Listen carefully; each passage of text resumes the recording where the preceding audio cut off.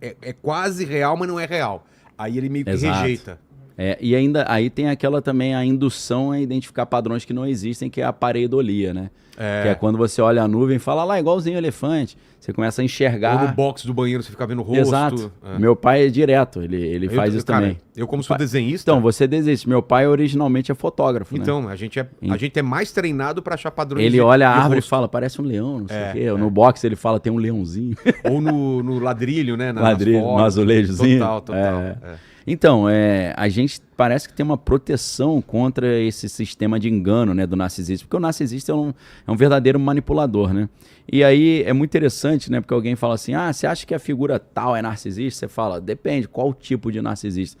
Existem praticamente 4 tipos diferentes, Vilela, de narcisista, então isso é interessante a gente falar. E por que eu decidi trazer esse assunto hoje? Porque a gente está numa época em que o poder da persuasão ele começa a funcionar com força total, porque é época de eleição, né? Época de eleição a galera começa a usar as melhores estratégias de retórica, de manipulação, de convencimento. Então é uma época boa para a gente ficar atento para não comprar gato por lebre, né? Para não se enrolar. Então, existe até uma outra questão muito importante, que aí eu vou falar desse livro aqui depois, que é o Ponerologia, Psicopatas no Poder. Que é o diretor? Esse livro é de um psiquiatra polonês chamado Andrew Lobachevsky. E ele teve uma experiência muito profunda com psicopatas, né? Porque... Prefácio do Olavo de Carvalho. Você viu? E tem... esse livro é muito interessante porque esse cara, ele viveu o domínio nazista na Polônia e depois o domínio soviético. Então os poloneses levaram paulada dos dois lados, né? Não, você vai lá na Polônia, os caras odeiam na mesma proporção os nazistas, né? E os comunistas. Porque cada hora a paulada vinha do Ocidente e do Oriente. Então, ali é a pareidolia, né? Aquele de baixo ali ficou estranho. Você não enxergou nada ali não, né, Vilela? Da esquerda embaixo ali. Não. Parece um rosto com nariz, né? É melhor. Eu não vi duas ficou bolas muito claro pra mim também, que é um rosto, né? Mas é engraçado, né, cara? Você vê isso direto. Né? O primeiro é muito engraçado, parece um robô muito louco, né? Maneiro. Pareidolia. Então esse Lobachevsky, ele começou a ver esses traços manipuladores nos líderes políticos. E ele vai desenvolver uma teoria que é muito interessante. Eu vou só dar esse dado, porque eu me programei aqui pra gente começar com o narcisismo e depois ir pra psicopatia. Boa. Porque aí já é um nível mais profundo. Mas por que isso tem a ver? Porque o título original desse livro, Vilela, é Political Ponerology, ponerologia política. Ou seja, ele vai tratar da maldade no poder e como um psicopata no poder, ele cria um sistema patocrático, uma patocracia, que é ele tornar a sociedade inteira enferma através da influência psicopática dele. Então, o dado que é interessante é que, enquanto a gente tem cerca de 3% da população narcisista, já 6% da população, e por volta de 6% é psicopata. Só que isso é muito interessante, porque apesar da gente ter uma proporção muito pequena na sociedade em geral de psicopatas, nos grandes cargos de poder, a proporção de psicopata é muito maior, chega a 40%, 50%. Pois é. Aí você fala, por que tem tanto psicopata no poder, já que a proporção na sociedade é pequena? É porque ele coloca chegar ao poder como meta de vida dele. Porque é o grande prazer que ele sente, o grande desejo dele é dominar, é a dominação, é exercer o poder. É aquela ideia que o psicopata, ele não tem, o desejo dele não é violentar alguém. O desejo dele é chegar para uma mulher ou para um homem e falar, a sua vida está na minha mão, eu que decido. Então é isso que dá o grande prazer para ele. Então que nem você vê em filme do sociopata, psicopata, meio assim, né? Exato. É sempre assim. Às vezes ele não quer nem o prazer sexual, ele quer o prazer de a tua vida tá na minha mão. Entendi. Você está sob o meu controle. Isso traz um prazer equivalente ao libidinoso a ele, entendeu? Então, voltando e é por isso, Vilela, que eu acho interessante a gente falar isso nessa época que está chegando aí, o dia 4 de outubro, né? Para a gente ter uma certa blindagem mental para saber identificar quando que é enrolação, quando que não é, e também identificar os narcisistas e psicopatas que estão aí se colocando à disposição do público para cargos públicos, né? Para a gente ficar atento. Então, o narcisista ele é um nível mais brando do que o psicopata. O psicopata já é uma situação bem mais complexa, porque ele tem a parte emocional dele praticamente zero, né?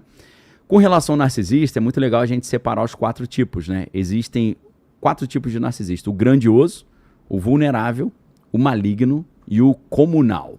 E como é que a gente explica isso, né? O que é o grandioso? Quando a gente fala, esse cara é narcisista, geralmente ele está falando do grandioso. O grandioso é o mais comum, é o mais padrão. Que é o cara que se acha arrogante pra caramba, cheio de si. Ele precisa ser o centro de tudo, ele gosta de ficar exibindo poder, né? E ele humilha as pessoas e não sente culpa nenhuma. É um padrão clássico, né? E esse cara, isso muitas das vezes tem a ver com a própria criação dele, tem a ver com a infância.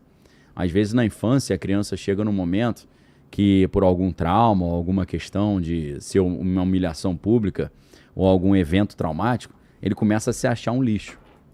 E ele pensa assim, eu sou um lixo, cara. E ele começa a entrar numa autocomiseração tão grande que o cérebro fala assim, peraí, se você continuar nisso, a gente vai se aniquilar. Então ele mata essa versão dele desprezível e cria um personagem grandioso. E esse personagem grandioso é para esconder que, na verdade, ele se acha um lixo. E muitas vezes nem ele mesmo acredita que ele é grandioso. Aquilo ali, às vezes, é uma defesa, né? É uma projeção é uma tentativa de se fazer ter valor num contexto que o cara se acha podre, né? Se acha sem valor nenhum. E aí, o primeiro é o grandioso, que é o cara megalomaníaco, é o bonzão, nunca erra, sempre tá certo, né? Não vai reconhecer erro nunca. E tem o narcisista maligno, né? Esse é mais perigoso porque não é um tipo diferente de perigo, porque ele é mais agressivo. Porque o narcisista, muitas vezes, ele consegue simular emoções. Ele consegue fingir que ele ficou emocionado, fingir que ele tem compaixão, fingir que ele ficou triste. E na verdade não tem. Ele consegue imitar, e o psicopata é muito melhor. Mas o narcisista maligno ele é um pouquinho mais perigoso porque ele já mistura ao narcisismo clássico o traço da crueldade. E aí fica um negócio mais problemático, né? Porque ele sente prazer em ver o sofrimento alheio. E aí já envolve uma espécie de sadismo, que para quem não conhece vem do Marquês de Sade, né? Que é uma história interessante pra caramba também. É mesmo? Né? Porque é o cara que gostava de sentir prazer no sofrimento alheio, né? E então tem a ver com... Tem o sádico, que é o do Marquês de Sade, e tem o masoquista, que é de Masoch, né? O masoquista, ele gosta de sofrer. O sádico gosta de ver o outro sofrer. Masoch, né? O que é? Masoch é o nome de um cara também. Também? Que vem dessa história também, desse cara. Então, ele gosta de... o narcisista maligno, ele já não gosta apenas de dominar, ele gosta de destruir o outro. Né? Então, ele sente o prazer em aniquilar o outro, né? E ele não respeita a regra, nem lei, nem nada. Aí tem o narcisista comunal. O que é isso? O comunal é aquele que tem um seu lado muito perigoso, que é o que a gente falou, ele usa uma máscara de bondade. É como se fosse um narcisista que tem uma habilidade de atuação. Ele é um ator que está desempenhando o papel ali, ele finge ser muito generoso, ele finge ser defensor de causa social, ele quer fama de ser um herói, ele quer fama de ser santinho, e ele ajuda os outros, não porque ele sente compaixão, mas porque ele quer ser elogiado. Pô, você ajuda todo mundo, né, e tal. E, na verdade, dentro de casa ou nos bastidores, é um cara extremamente cruel e egoísta. Eu tô falando um cara porque é muito mais comum o narcisismo no homem do que na mulher. É mesmo? É muito mais comum. Mas você já ouviu aquele termo, né, mãe narcisista? Mãe narcisista? Que muito falam, né, das mães narcisistas e que tal. Na relação com o filho ali? Na relação com filho, então, com você falando isso me lembra aquela ideia do complexo de... É complexo que chama? Complexo de Munchausen. Na verdade, acho que é síndrome de Munchausen. Síndrome de Munchausen é o seguinte, você finge que está doente toda hora para ter atenção. Tá. Agora, a síndrome de Munchausen por procuração é quando a mãe faz o filho ficar doente para ter atenção. Tem até um filme famoso, né? Assim, tem. Como é que era o nome mesmo? Não sei, a mãe fica dando droga para uma mulher, para a filha, para não sair da cadeira de roda, sempre fraca e tal. Então.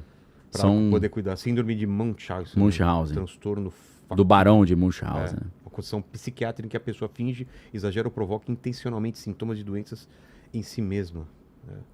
Em si mesma. Essa é a síndrome padrão. A síndrome por procuração, ou em inglês, né, by proxy, é quando você projeta em outra pessoa, geralmente no próprio filho, para ter atenção. Aí você tá sempre levando o filho no médico, o médico, poxa, tal, que a pessoa se sente valorizada nisso. Cuidadora, nossa, como ela cuida da filha, né? É surreal essa situação, né? Se chama Fuja Run, o nome do filme, que você acabou de citar, né? Que a mãe dá drogas pra filha para manter ela sentada. Fuja? Fuja Run. Fuja Run? Não, Fuja, em inglês é Run. Mas o nome é Fuja Run mesmo. Não pode ser. Não pode ser. Run. Desculpa, Bigode, não pode ser. Eu tô rindo. Tem Fuja e tem Run. Vai que alguém assistiu com o termo Run? Ô, diretor. Alguns assistiram com Fuja, né? Como que eu aguento? Me ajuda cara? aí, Fuja Run. Me ajuda aí, Luciano. Fuja Como é que Run. apareceu escrito Fuja Run? Eu gosto do filme Inception Origem. É. Não, Vilela. Inception Origem. Esse aí parece ser bom, velho. Ele tá misturando Odyssey. o filme. Esse Ele tá misturando o Corra do Jordan Peele com o Han do Akira Kurosawa. É. Han.